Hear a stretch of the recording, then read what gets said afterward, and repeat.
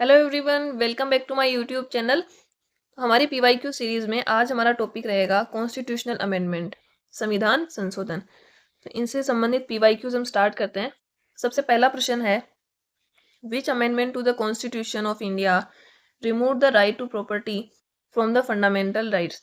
कि भारत के संविधान में कौन सा संशोधन करके संपत्ति का अधिकार मौलिक अधिकार से हटा दिया गया। पहले संपत्ति का अधिकार एक मौलिक अधिकार था, लेकिन इसको 44वां संविधान संशोधन करके, कौन सा 44वां संविधान संशोधन किया 1978 में, और इसको जोड़ दिया गया आर्टिकल 301 के तहत संविधान में, और इसको बना दिया कानूनी अधिकार, इसको एक लीगल राइट बना दिया फंडामेंटल राइट से हटाकर। तो ये पूछ रहा है कि मौलिक अधिकार से हटाया तो कौन सा संविधान संशोधन था। तो संविधान संशोधन था 44वां संवैधानिक संशोधन 1978। तो इसमें हो जाएगा ऑप्शन डी। नेक्स्ट क्वेश्चन है, according to the parliament amended the constitution and inserted secular socialist and integrity in the preamble of the constitution. कौन से अनुच्छेद के अनुसार संसद ने संविधान में संशोधन किया, और संशोधन कौन सा था, 42वां संवैधानिक संशोधन। और प्रस्तावना में धर्मनिरपेक्ष, समाजवादी और अखंडता ये शब्द शामिल किए। कौन कौन से, धर्मनिरपेक्ष, समाजवादी और अखंडता, तो ये शामिल किए थे। तो ये है अनुच्छेद 368। कौन सा हो जाएगा, ऑप्शन बी। अनुच्छेद 368 जो है वो संसद को संविधान में संशोधन करने की शक्ति देता है। ये भाग 20 में शामिल है अनुच्छेद 368। तो अनुच्छेद 368 से क्या किया, संसद ने प्रस्तावना में संविधान संशोधन किया। 42वां संवैधानिक संशोधन 1976 में किया गया। ये कब किया, 1976 में। और 3 शब्द जोड़ दिए प्रस्तावना में, धर्मनिरपेक्ष, समाजवादी और अखंडता। इसके बाद अगला क्वेश्चन है, the power of parliament to amend the constitution of India is a constitutive power established in the. भारतीय संविधान में संशोधन करने की संसद की जो शक्ति है वो एक संवैधानिक शक्ति है। इसे निम्न में से किसके द्वारा स्थापित किया गया है। कि कौन सा संविधान संशोधन करके ये कहा गया है कि संविधान में संशोधन करने की संसद की जो शक्ति है वो एक संवैधानिक शक्ति है। तो ये किया गया था 24वां संविधान संशोधन 1971। कौन सा किया गया, 24वां संविधान संशोधन 1971 में किया गया। और उसमें यह कहा गया कि संसद की शक्ति जो है संविधान संशोधन करने की वो एक संवैधानिक शक्ति है। तो इसमें कौन सा हो जाएगा, ऑप्शन ए। नेक्स्ट है, the first amendment to the constitution of India was made on. Bharat के संविधान में पहला संशोधन कब किया गया। भारत के संविधान में पहला संशोधन किया गया 1951 में। ये ऑप्शन में 1951 में किया गया। और इसमें क्या किया, इसमें 9वीं अनुसूची जोड़ी गई। क्या जोड़ा गया, 9th शेड्यूल संविधान में ऐड किया गया। तो पहला संविधान संशोधन हुआ 1951 में, और इसके तहत 9वीं अनुसूची जो है वो संविधान में जोड़ी गई थी। नेक्स्ट है, which of the following is not correct with respect to amendments in the constitution of India. कि भारत के संविधान में संशोधन के संबंध में निम्नलिखित में से कौन सा सही नहीं है। इसमें ऑप्शन ए में कहा है कि 72वां संशोधन जो है वो किया गया किराया नियंत्रण न्यायाधिकरण की स्थापना करने के लिए प्रावधान। तो इसमें हमारा ऑप्शन जो ए है वही गलत दे रखा है। तो इसमें जो 72वां संविधान संशोधन था उसमें टेम्पररी प्रोविजन किए गए थे। इसमें क्या थे, टेम्पररी प्रोविजन थे। त्रिपुरा में स्टेट लेजिस्लेचर की एससी जो शेड्यूल ट्राइब थी उनकी सीटों से संबंधित ये संशोधन किया गया था। तो 72वां संविधान संशोधन इससे संबंधित नहीं था। किराया नियंत्रण न्यायाधिकरण ये किससे संबंधित था, त्रिपुरा की जो राज्य विधानसभा है उसमें एसटी की सीटों के आरक्षण को लेकर उसमें टेम्पररी प्रोविजन थे। तो इसमें हमारा ऑप्शन ए ही सही हो जाएगा। बाकी जो 3 हमें दे रखे हैं वो भी हम देख लेते हैं। तो इससे हमारे 3 संविधान संशोधन और क्लियर हो जाएंगे। तो दूसरा दे रखा है 102वां संविधान संशोधन, ये था राष्ट्रीय पिछड़ा वर्ग आयोग को संवैधानिक दर्जा देने के लिए।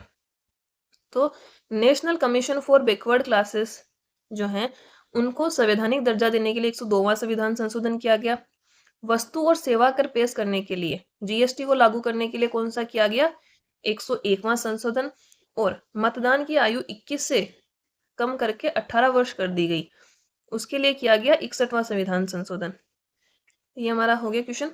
अगला क्वेश्चन है, which article of the constitution of India gives the parliament the power to amend the constitution, कि भारत के संविधान का कौन सा अनुच्छेद संसद को संविधान संशोधन करने की शक्ति देता है?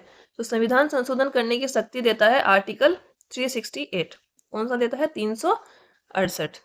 उसके बाद नेक्स्ट है under which amendment it was added in article 75 of the Indian Constitution that the total number of ministers, including the Prime Minister in the Council of Ministers, shall not exceed 50% of the total number of members of the Lok Sabha।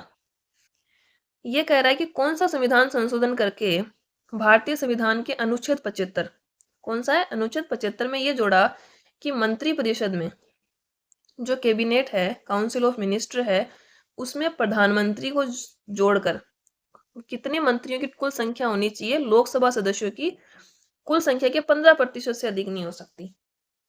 तो ये पूछ रहा है कि हमारी जो council of minister होती है उसमें प्रधानमंत्री प्लस कितने मंत्री हो सकते हैं लोकसभा सदस्यों की कुल संख्या के? इसने कितने बताए? 15% से ज्यादा नहीं हो सकते। तो ये संविधान संशोधन किया गया था 91वां संवैधानिक संशोधन 2003। 91वां संविधान संशोधन 2003 करके आर्टिकल 75 में ये ऐड कर दिया कि मंत्री परिषद में प्रधानमंत्री और जो अन्य मंत्री होंगे उनकी कुल संख्या लोकसभा सदस्यों की कुल संख्या के 15% से ज्यादा नहीं होगी। नेक्स्ट है which constitutional amendment act in 1987 made Goa a full fledged state with a state assembly and form Daman and Diu as a union territory. 1987 में किस संवैधानिक संशोधन अधिनियम के तहत गोवा को विधानसभा युक्त पूर्ण राज्य बना दिया गया और दमन और दीव को क्या बना दिया? केंद्र शासित प्रदेश। तो यह संवैधानिक संशोधन था 56वां संवैधानिक संशोधन किया गया 1987 में। उसमें क्या किया? गोवा को तो बना दिया पूर्ण राज्य और दमन और दीव को बना दिया एक यूटी। नेक्स्ट क्वेश्चन है which of the following was introduced as the 101 first amendment of the constitution of India on July 1, 2017। निम्नलिखित में से किसे 1 जुलाई 2017 को भारतीय संविधान के 101वें संशोधन के रूप में पेश किया गया? तो 101वां संविधान जो था वो था जीएसटी से संबंधित। किससे संबंधित था? जीएसटी से। और ये कब पेश किया गया? 1 जुलाई 2017 को। संवैधानिक संशोधन कौन सा था? 101। तो ये संबंधित हो गया वस्तु एवं सेवा कर, goods and service tax, option B. अगला प्रश्न है which article of the Indian constitution had been impacted by the 44th amendment 1978। भारतीय संविधान का कौन सा अनुच्छेद 44वें संशोधन 1978 से प्रभावित हुआ था?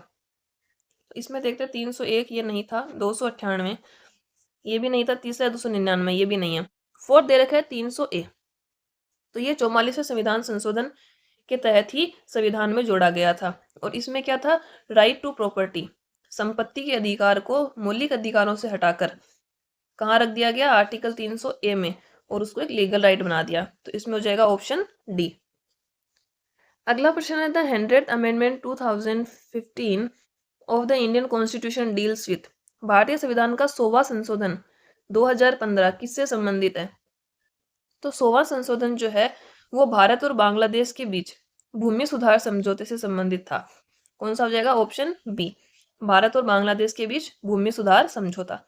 ऑप्शन ए में दे रखा है आर्थिक रूप से कमजोर लोगों के लिए अधिकतम 10% आरक्षण। तो इसके लिए संविधान संशोधन किया गया था 103वां। कौन सा किया गया? 103वां संविधान संशोधन किया गया था। तीसरा है जीएसटी की शुरुआत, इसके लिए हमने देखा अभी 101वां संविधान संशोधन किया गया। और लास्ट है राष्ट्रीय न्यायिक नियुक्ति आयोग की स्थापना, तो ये भी इसमें नहीं था। उसके बाद नेक्स्ट है which of the following parts और provisions of the constitution of India can not be amended, कि भारत के संविधान में कौन सा अंग या कौन से प्रावधान ऐसे हैं जिनमें संशोधन नहीं किया जा सकता? तो देखते हैं, इसमें दे रखा है न्यायिक समीक्षा। तो न्यायिक समीक्षा में संशोधन नहीं किया जा सकता। ये क्या है? एक बेसिक स्ट्रक्चर है संविधान की। क्या है? संविधान का एक मूलभूत ढांचा है, इसमें आप संशोधन नहीं कर सकते। तो इसमें हो जाएगा ऑप्शन बी। बाकी डीपीएसपी में भी संशोधन किया जा सकता है, फंडामेंटल राइट्स में भी किया जा सकता है, और संविधान की प्रस्तावना में भी संशोधन किया जा सकता है। इसमें हो जाएगा ऑप्शन ए। अगला प्रश्न है which constitutional amendment known as mini constitution gave effect to the recommendation of Swaran Singh.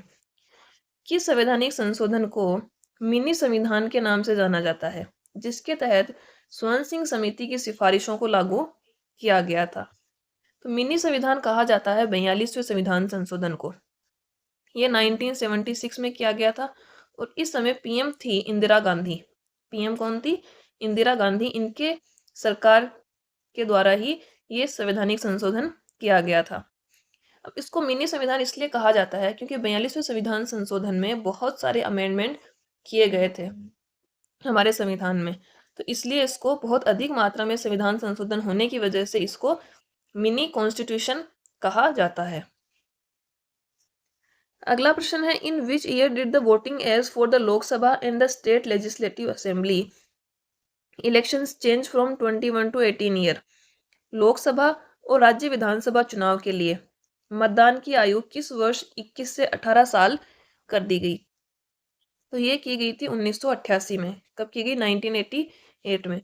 और संविधान संशोधन था 61वां संविधान संशोधन किया गया था 1988 में। और ये एक्ट जो है वो लागू हुआ था 28 मार्च 1989 से। कब से लागू हुआ? 28 मार्च 1989 से। नेक्स्ट है which of the following constitutional amendment reduce the voting age from 21 to 18। निम्नलिखित में से किस संवैधानिक संशोधन से मतदान की आयु 21 से घटाकर 18 कर दी गई? इसकी हमने भी बात की गई 61वें संवैधानिक संशोधन 1988 से। तो इसमें हो जाएगा ऑप्शन डी। अगला प्रश्न है article 51A containing fundamental duties were inserted by which constitution amendments. कि किस संवैधानिक संशोधन द्वारा अनुच्छेद 51A में मौलिक कर्तव्य शामिल किए गए? तो ये किए गए थे 42वें संविधान संशोधन 1976 से। कौन सा था? 42वां संविधान संशोधन 1976। और उस समय इसमें 10 फंडामेंटल ड्यूटीज ऐड की गई थी। कितनी? 10। और जो 11वीं फंडामेंटल ड्यूटी है वो जोड़ी गई थी 86वें संविधान संशोधन 2002 से। इसमें हो जाएगा ऑप्शन बी। नेक्स्ट है which of the following is related to 124th constitution amendment bill. निम्नलिखित में से कौन सा विकल्प 124वें संविधान संशोधन विधेयक से संबंधित है? तो 124वें संविधान संशोधन विधेयक से संबंधित है। ये ईडब्ल्यूएस के रिजर्वेशन से संबंधित है। ईडब्ल्यूएस को जो 10% आरक्षण दिया गया था उससे संबंधित है 124वां संविधान संशोधन। तो इसमें हो जाएगा ऑप्शन बी। ये 124वां संविधान संशोधन क्या था? जो 103वां संविधान संशोधन किया गया था संविधान में, जिसके द्वारा ईडब्ल्यूएस को 10% रिजर्वेशन दिया गया था, उसी में अमेंडमेंट करने के लिए 124वां संविधान संशोधन लाया गया। तो ये किससे संबंधित हो जाएगा? ईडब्ल्यूएस के 10% आरक्षण से। नेक्स्ट है which constitutional amendment gave the directive principles precedence over fundamental rights. कि किस संवैधानिक संशोधन में नीति निदेशक तत्वों को मौलिक अधिकारों पर वरीयता दी गई? कि कौन सा संविधान संशोधन करके ये कहा गया कि जो नीति निदेशक तत्व हैं वो मौलिक अधिकारों से अधिक महत्वपूर्ण हैं। यदि नीति निदेशक तत्वों को लागू करना है या उनका पालन करना है तो मौलिक अधिकारों में कटौती की जा सकती है। तो ये किया गया था 42वें संविधान संशोधन में। कौन से में किया गया? 42वें में। तो इसमें हो जाएगा ऑप्शन ए। नेक्स्ट है Delhi was given the status of national capital territory by which of the following amendments of the constitution. भारतीय संविधान के निम्न में से किस संशोधन द्वारा दिल्ली को राष्ट्रीय राजधानी क्षेत्र का दर्जा दिया गया? तो ये दिया गया था 69th कॉन्स्टिट्यूशन अमेंडमेंट 1991। कौन से दिया गया? 69वें संविधान संशोधन 1991 से। और इससे संबंधित आर्टिकल है 239 AA। तो दिल्ली को एनसीटी का दर्जा किससे दिया गया? 69वें संविधान संशोधन 1991 से। और इससे संबंधित आर्टिकल है 239 AA। तो इसमें हो जाएगा ऑप्शन बी। नेक्स्ट है according to the Indian constitution the constitutional amendment bill is passed in which house of the parliament. भारतीय संविधान के अनुसार संविधान संशोधन विधेयक संसद के किस सदन में पारित होता है? कि यदि संविधान में संशोधन करने के लिए कोई बिल लाया जाता है तो वो कौन से हाउस में पास किया जाएगा या किस सदन में पारित होगा। तो इसके लिए ये दोनों सदनों में अलग अलग पारित होता है। तो इसमें हो जाएगा option C, both upper and lower house separately. पहले चाहे किसी भी सदन में प्रस्ताव लाया जाए उसमें पास होगा, उसके बाद दूसरे सदन में जाएगा। और संविधान संशोधन के लिए संयुक्त बैठक या ज्वाइंट सिटिंग भी नहीं बुलाई जा सकती, ये भी ध्यान में रखना है। नेक्स्ट है, which of the following constitution amendment act has been provided for the establishment of Panchayati Raj in India. Bharat में पंचायती राज की स्थापना के लिए निम्नलिखित में से कौन सा संविधान संशोधन अधिनियम का प्रावधान किया गया। पंचायती राज की स्थापना के लिए किया गया था 73वां संविधान संशोधन 1992 में। कौन सा किया गया? 73वां संविधान संशोधन 1992। और इसके द्वारा 11वीं अनुसूची जो है वो संविधान में जोड़ी गई। 11वीं अनुसूची जोड़ी गई और इसमें क्या रखा गया? पंचायती राज की स्थापना और 73वां संविधान संशोधन 1992। तो इसमें हो जाएगा ऑप्शन डी। अगला प्रश्न है, which of the following amendment was made in preamble of the Indian constitution. भारतीय संविधान की प्रस्तावना में किस संशोधन के अनुसार संशोधन किया गया था? तो प्रस्तावना में संशोधन किया गया था 42वें संविधान संशोधन से। किससे किया गया? 42वें संविधान संशोधन से। इसमें धर्मनिरपेक्ष, अखंडता और समाजवादी 3 शब्द प्रस्तावना में जोड़े गए थे। कौन कौन से? धर्मनिरपेक्ष, समाजवादी और अखंडता। ये 3 शब्द जोड़े गए और प्रस्तावना में अभी तक सिर्फ एक बार संशोधन हुआ है और वो भी कौन सा है? 42वां संविधान संशोधन। तो इसमें हो जाएगा ऑप्शन बी। नेक्स्ट है, which of the following language is not included in the 8th schedule of the Indian constitution through the 92nd amendment act. 92वें संशोधन अधिनियम के माध्यम से, कौन सा? 92वां संविधान संशोधन के माध्यम से भारतीय संविधान की 8वीं अनुसूची में निम्नलिखित में से कौन सी भाषा को शामिल नहीं किया गया? तो पहली है मैथिली, मैथिली को ऐड किया गया था। दूसरी है बोडो, बोडो को भी ऐड किया गया था। तीसरी दे रखी है संथाली, तो इसको भी जोड़ा गया था। चौथी है कन्नड़, कन्नड़ को 92वें संविधान संशोधन से नहीं जोड़ा गया। ये ऑलरेडी जो है हमारे संविधान में इंक्लूड थी। ये इनिशियली जब हमारे संविधान में 14 भाषाएं जोड़ी गई थी उसी समय कन्नड़ को ऑफिशियल लैंग्वेज जो है डिक्लेयर कर दिया गया था।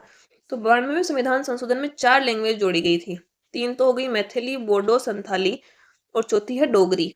ये 4 भाषाएं जो हैं वो 92वें संविधान संशोधन से जोड़ी गई थी 8वीं अनुसूची में। तो इसमें हो जाएगा ऑप्शन डी। नेक्स्ट है, what is the purpose of the 96th amendment of the constitution. संविधान के 96वें संशोधन का उद्देश्य क्या है? तो 96वां संविधान संशोधन किया गया था, इसमें यह था कि ओडिया के स्थान पर उड़िया शब्द का प्रयोग किया जाएगा। तो इसमें हो जाएगा ऑप्शन ए। क्या है? ओडिया के स्थान पर उड़िया शब्द का प्रयोग होगा। तो इसमें हो जाएगा ऑप्शन ए। नेक्स्ट है, revised version of the India Bangladesh land boundary agreement was adopted by the two countries under which amendment to the Constitution of India। Bharat Bangladesh भूमि सीमा समझौता के संशोधित संस्करण को दोनों देशों द्वारा भारतीय संविधान के किस संशोधन के तहत अंगीकृत किया गया था? तो इसके लिए संविधान संशोधन किया गया था 100वां संविधान संशोधन 2015। कौन सा था? 100वां संविधान संशोधन 2015। और इसमें क्या किया गया? 111 एनक्लेव, 111 एनक्लेव जो है वो बांग्लादेश को दिए गए। इंडिया ने 111 एनक्लेव बांग्लादेश को दिए और बांग्लादेश ने 51 एनक्लेव इंडिया को दिए थे। तो ये था लैंड डिस्प्यूट में इनका समझौता। तो इसमें हो जाएगा 100वां संविधान संशोधन 2015, ऑप्शन बी। नेक्स्ट है, which amendment of the constitution provides for 27% reservation for other backward classes as private higher education institution in the government. कि संविधान का कौन सा संशोधन सरकार में निजी उच्च शिक्षा संस्थानों के रूप में अन्य पिछड़ा वर्ग के लिए कितना आरक्षण? 27% आरक्षण का प्रावधान करता है। तो ये करता है 93वां संविधान संशोधन। ये जो है हायर इंस्टीट्यूशन में जो ओबीसी कैटेगरी के लोग हैं उनके लिए 27% रिजर्वेशन की बात करता है 93वां संविधान संशोधन, ऑप्शन सी। नेक्स्ट है, what is the 99th constitutional amendment. 99वां संविधान संशोधन क्या है? तो 99वां संविधान संशोधन था राष्ट्रीय न्यायिक नियुक्ति आयोग की स्थापना से संबंधित। कौन सा हो जाएगा? नेशनल जुडिशियल अपॉइंटमेंट्स कमीशन, राष्ट्रीय न्यायिक नियुक्ति आयोग की स्थापना, ऑप्शन बी। तो यहां तक तो हो गए हमारे संविधान संशोधन से संबंधित जो प्रश्न आए हुए हैं। उसके बाद आगे के प्रश्न है अटॉर्नी जनरल ऑफ इंडिया और केक से संबंधित, भारत के महान्यायवादी और नियंत्रक एवं महालेखा परीक्षक। तो इसमें पहला प्रश्न है who amongst the following has the constitutional authority to conduct the audit of the financial transactions of the union and state government and union territories. तो ये पूछ रहा है कि किसके पास ये अधिकार है कि वो केंद्र सरकार, राज्य सरकार और केंद्र शासित प्रदेशों के जो वित्तीय लेन देन है उनसे संबंधित ऑडिट का लेखा जोखा कर सकता है या उनसे संबंधित ऑडिट जो है वो कंडक्ट करवा सकता है। तो ये राइट होता है केक के पास, नियंत्रक एवं महालेखा परीक्षक के पास ये अधिकार है और ये अधिकार संविधान देता है। तो ये एक संवैधानिक अधिकार है, संविधान में उल्लेख किया गया है इसके बारे में कि नियंत्रक एवं महालेखा परीक्षक केंद्र, राज्य सरकारों और जो हमारी यूनियन टेरिटरी हैं उनके फाइनेंशियल ट्रांजेक्शन से संबंधित ऑडिट कंडक्ट करवा सकता है। तो इसमें हो जाएगा ऑप्शन ए। अगला प्रश्न है who among the following was the longest serving attorney general of India. निम्नलिखित में से कौन भारत के सबसे लंबे समय तक सेवारत महान्यायवादी रहे हैं? तो सबसे अधिक समय तक महान्यायवादी रहे हैं मोतीलाल चिमनलाल सेतरवाल, ऑप्शन सी। ये 13 साल तक जो है अटॉर्नी जनरल रहे हैं इंडिया के। कितने साल? 13 साल, 1950 से लेके 1963 तक। और ये भारत के पहले अटॉर्नी जनरल थे, first attorney general of India. कौन थे? मोतीलाल चिमनलाल सेतरवाल। तो फर्स्ट अटॉर्नी जनरल भी यही है, सबसे लंबा कार्यकाल भी इन्हीं का रहा है, 13 साल, 1950 से 1963 तक। तो इसमें हो जाएगा ऑप्शन सी। नेक्स्ट है the attorney general of India is appointed under which article of the constitution of India. भारतीय संविधान के किस अनुच्छेद के अंतर्गत भारत के अटॉर्नी जनरल की नियुक्ति होती है? कि भारत का जो अटॉर्नी जनरल है उसकी नियुक्ति से संबंधित आर्टिकल कौन सा है? तो ये है आर्टिकल 76, अनुच्छेद 76। और इनकी नियुक्ति कौन करते हैं? राष्ट्रपति। अटॉर्नी जनरल की नियुक्ति राष्ट्रपति करते हैं और ये आर्टिकल 76 में बताया गया है। अगला है which of the following is not true with regard to the attorney general of India. ये भारत के अटॉर्नी जनरल के संबंध में निम्नलिखित में से कौन सा कथन सत्य नहीं है? देखते हैं। पहला ऑप्शन है वह मंत्रिमंडल का सदस्य नहीं होता है, तो ये तो सही है। दूसरा है उन्हें भारत के सभी अदालतों में सुनवाई का अधिकार है, ये भी सही है। तीसरा है उन्हें संसद में मतदान का अधिकार होता है, ये गलत है क्योंकि जो अटॉर्नी जनरल है वो संसद के सदन की कार्यवाही में भाग ले सकते हैं, उसमें वो बोल सकते हैं, लेकिन उनको मतदान का अधिकार नहीं है क्योंकि वो संसद के सदन के सदस्य नहीं होते हैं। और मतदान का अधिकार उन्हीं को होता है जो पार्लियामेंट के मेंबर होते हैं। तो इसमें ऑप्शन सी गलत हो जाएगा। तो इसमें होगा ऑप्शन सी कि उनको वोटिंग राइट नहीं है पार्लियामेंट में। नेक्स्ट है the normal tenure of the controller and auditor general of India is. कि भारत के नियंत्रक और महालेखा परीक्षक जो है उनका सामान्य कार्यकाल कितने वर्ष होता है? तो केक का कार्यकाल होता है 6 साल का। कितना होता है? 6 ईयर्स इनका कार्यकाल होता है। और इनसे संबंधित आर्टिकल है, अनुच्छेद कौन सा है? 148। तो केक का कार्यकाल 6 साल है, इनसे संबंधित आर्टिकल है 168। इसमें भी कंडीशन है या तो 6 साल या उससे पहले 65 वर्ष। कितना? या तो 6 साल कंप्लीट होगा या यदि 65 साल से पहले उनको, मतलब 65 साल के हो जाए तो उनको 6 साल से पहले भी रिटायर किया जा सकता है। तो ये इनका कार्यकाल होता है। नेक्स्ट है who is the highest law officer of the government of India. Bharat सरकार का सर्वोच्च विधि अधिकारी कौन होता है? तो भारत सरकार का सर्वोच्च विधिक अधिकारी होता है अटॉर्नी जनरल ऑफ इंडिया, महान्यायवादी। तो इसमें हो जाएगा ऑप्शन डी। नेक्स्ट है according to the Indian constitution how many years are the term of attorney general. कि भारतीय संविधान के अनुसार अटॉर्नी जनरल का कार्यकाल कितने वर्षों का होता है? तो अटॉर्नी जनरल का कार्यकाल अनिश्चित होता है। इसके बारे में संविधान में कोई स्पष्ट उल्लेख नहीं किया गया है कि इनका कार्यकाल कितने साल का होगा। ये राष्ट्रपति के प्रसाद पर्यंत अपने पद पर बने रहते हैं कि जब तक राष्ट्रपति चाहे तब तक ये अटॉर्नी जनरल रहेंगे, जब राष्ट्रपति चाहे तब इनको हटा सकता है, और नियुक्ति भी कौन करते हैं, राष्ट्रपति ही करते हैं। तो इसमें क्या हो जाएगा, इनका कार्यकाल अनिश्चित होता है, ऑप्शन बी। नेक्स्ट है, who appoints the attorney general of India. Bharat के अटॉर्नी जनरल की नियुक्ति कौन करता है, तो भारत के अटॉर्नी जनरल की नियुक्ति करता है राष्ट्रपति। आर्टिकल 76 के तहत, अनुच्छेद 76 के तहत राष्ट्रपति अटॉर्नी जनरल की नियुक्ति करते हैं। नेक्स्ट है, which law officer has the right to speak in both houses of parliament. किस विधि अधिकारी के पास संसद के दोनों सदनों में बोलने का अधिकार है, तो ये दिया गया है अटॉर्नी जनरल को, महान्यायवादी को, और ये पावर देता है आर्टिकल 88, अनुच्छेद 88 अटॉर्नी जनरल को ये शक्ति देता है कि वो संसद के दोनों सदनों में बोल सकते हैं, उनकी कार्यवाही में भाग ले सकते हैं, लेकिन उनको क्या है, वोटिंग राइट नहीं है संसद में। तो आज की क्लास में हम यहीं पे समाप्त करते हैं, आगे के क्वेश्चन लेके मिलते हैं कल, तब तक के लिए धन्यवाद।